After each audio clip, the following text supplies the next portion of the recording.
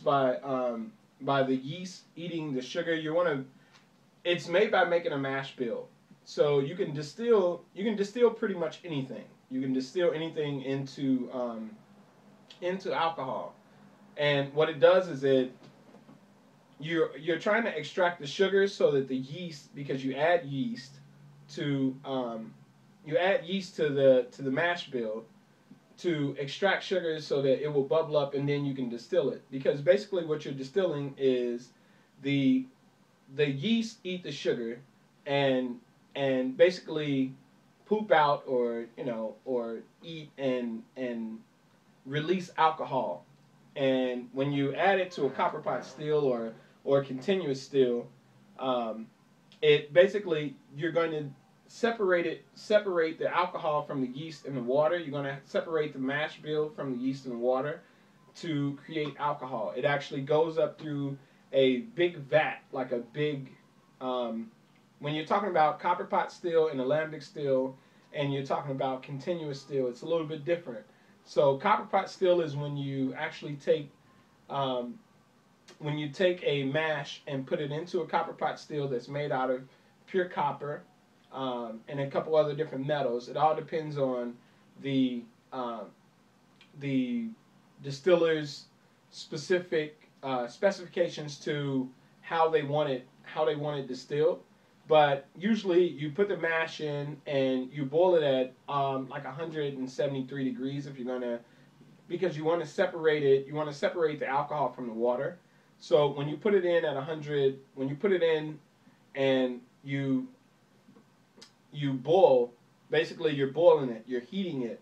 You're heating the mash bill to separate the alcohol vapors from the water. And the mash bill is the water and the alcohol vapors. And basically, the alcohol vapors go up through a swan neck, which is called the swan neck. That is the outer part, like the top part of the still, and then it goes through a small pipe where actually the vapors go. I'm sorry, I have a cold. The vapors go up through the swan neck and condense back down into alcohol. That's what separates, when you're talking about when you're talking about copper pot distillation. When you're talking about continuous distillation, you actually put a mash bill in the still in the bottom. You heat the water and you actually you pump the mash through the top and it falls down to each plate. Usually, when you're talking about continuous distillation, which is like a continuous still, it is dropped down for each plate. Each plate does a different function. It is all heated at the same temperature, but each plate pulls out different impurities and different flavor compounds that you want to pull out for each plate, and it ends up dropping down to the bottom, and actually going back up another still where it goes through the coil that is cooled down by cold water. The coil is actually put into another pot, like another vat, which is cooled down by cold water, which turns the vapors from the steel back into alcohol. And that's what you get when you get pure alcohol. Most vodka distilleries, they use continuous distillation because they they like to pull out all of the impurities, because they want to actually pull out every bit of flavor, if you want to say, or impurity, any like toxin or anything like that. Um, they want to pull it out. So when you take it through continuous distillation and you take it through a continuous still, it actually just keeps continuing. They just keep stilling it. Um, they still it. Some vodkas still it 5 times. Like if you look at Belvedere vodka, they still it for they still it 5 times, and then they filter it. Um, if you look at whiskey, whiskey is done a little bit different. Whiskey is usually a copper pot distillation that is actually taken out.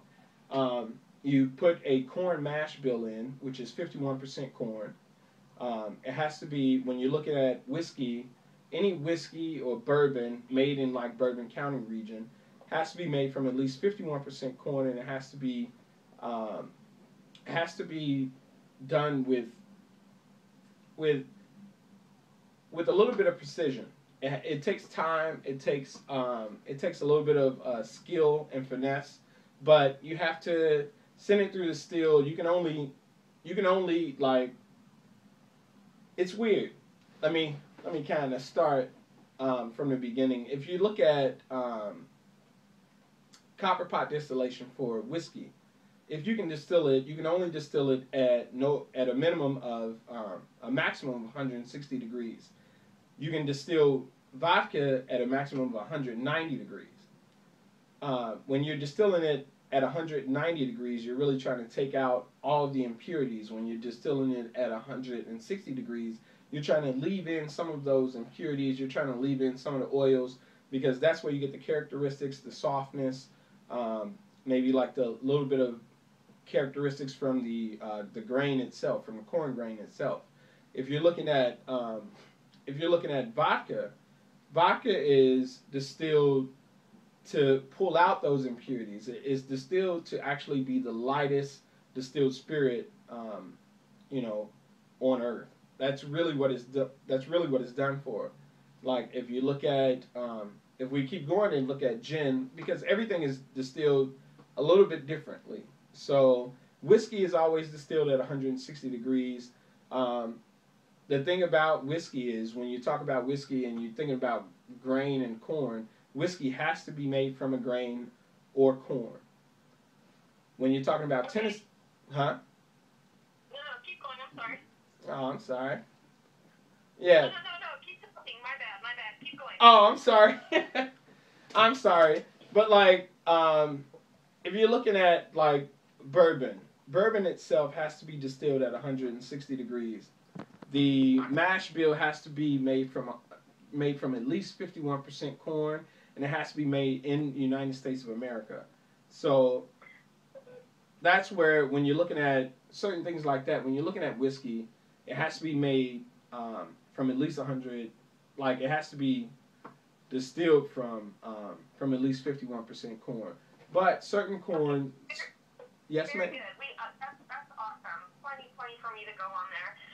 Can you help me? Are there two basic types of distillation, copper and continuous? Yes. So copper pot stills. Can you just please tell me that in one sentence, literally just one sentence? There are two basic types of distillation, continuous and copper. Okay, so there are two basic stills, which is continuous. From the beginning, right? Start over. There are two basic types of distillation. Oh, so there are two basic types of distillation: copper pot stills and continuous stills. Perfect. Okay, great. Then you talked a little bit about why. You mentioned something about using fresh fruit in distillation. Is that correct? Well, that's maceration. So yeah. Maceration. Okay, which we've already covered, have we? All right. Covered a little bit on maceration. Maceration is when you actually soak the fruit in the like it's like when you do gin. To do gin, you have to use the maceration process, meaning that you have to take the juniper berry and like whatever herbs and botanicals that you're using, actually soak them in the gin to make a mash or to make a brewer's beer or whatever, and then you can distill it. Yeah. Okay, very good. How do you know all this stuff? I know all this stuff because I studied it for a long time. I took a bunch of classes. I've been through so many courses. Just going. It was always a passion of mine to figure out what I was drinking and where it came from. I always seen that a lot of stuff. It was something new on the market every day.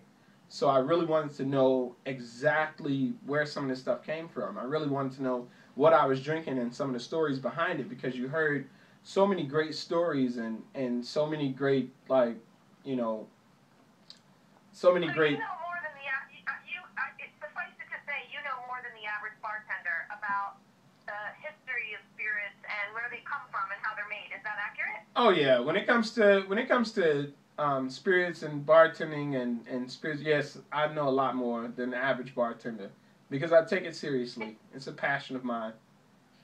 Very good. And if some bartender tried to get up in your face and be like, dude, you don't know what the hell you're talking about, are you the kind of guy who's just going to roll over and take it? No, I'm not that type of guy. I'm the type of guy that will actually teach them something. I'll show them something different that they don't know. I like to challenge people and see how they do. You know. And if some bartenders, you're like behind the bar trying to teach somebody this stuff, and they're rolling their eyes like, Jesus, we don't need to do this to be a bartender. Like, what's your style of handling that? My style of handling it is really just to introduce them into something, because a lot of bartenders, like a lot of bartenders, club bartenders or whatever, bartenders that really just started. What I want to know is, are you the type of, like, you're not gonna take their shit, right? Nah, I ain't taking no shit. I'm really not. I don't take shit. I don't let people give it to me either. You know, because very good, very good. You can press stop. Yeah, thank you. I'm sorry if I was like rambling.